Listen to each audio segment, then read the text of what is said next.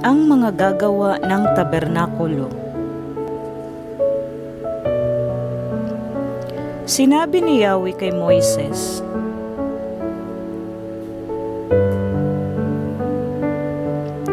"Pinili ko si Bezalel na anak ni Uri at apo ni Hur na mula sa lipi ni Juda.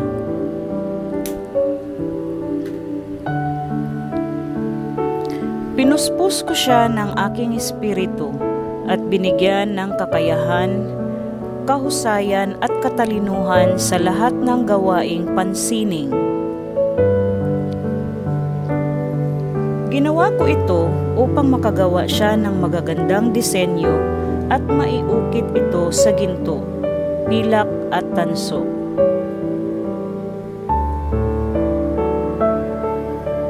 Gayon din upang maging bihasa siya sa pagtabas ng mamahaling bato, mahusay sa paglilok at dalubhasa sa anumang gawaing pansining.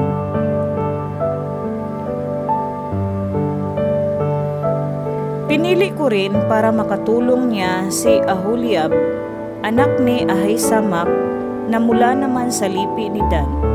Binigyan ko rin ng kakayahan ang ibang mahuhusay na manggagawa upang sila ang gumawa ng lahat ng iniuutos ko sa iyo.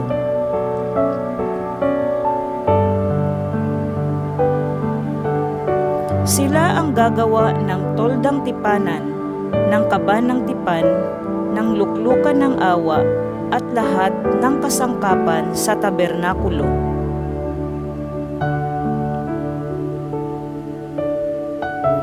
Sila rin ang gagawa ng mesang patungan ng handog na pagkaing butil at ng lahat ng kagamitan nito, ng ilawang ginto at mga kagamitan nito, ng altar na susunugan ng insenso,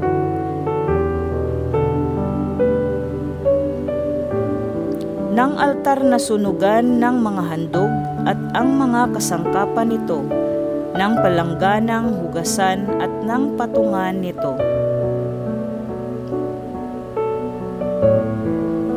Sila ang gagawa ng mga kasuotan ni Aaron at ng kanyang mga anak.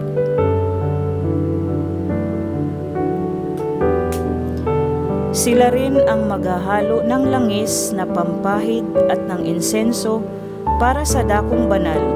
Sundin mong lahat ang sinasabi kong ito sa iyo."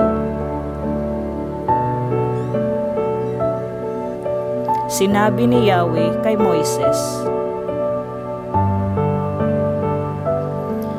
"Sabihin mo sa mga Israelita na ipangilin ang araw ng pamamahinga, sapagkat ito ang magsisilbing palatandaan sa inyo at sa inyong mga salinlahi na kayo'y aking pinili para maging bayan ko. Ipangilin ninyo ang araw ng pamamahinga sapagkat ito'y sagrado. Papatayin ang sinumang hindi magpahalaga rito at ititiwalag ang sinumang magtrabaho sa araw na ito.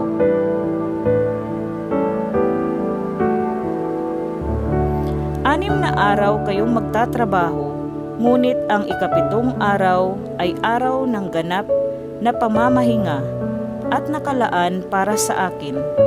Papatayin ang sinumang magtrabaho sa araw na iyon. Ipangingilin ito ng lahat ng inyong salinlahi bilang tanda ng tipan.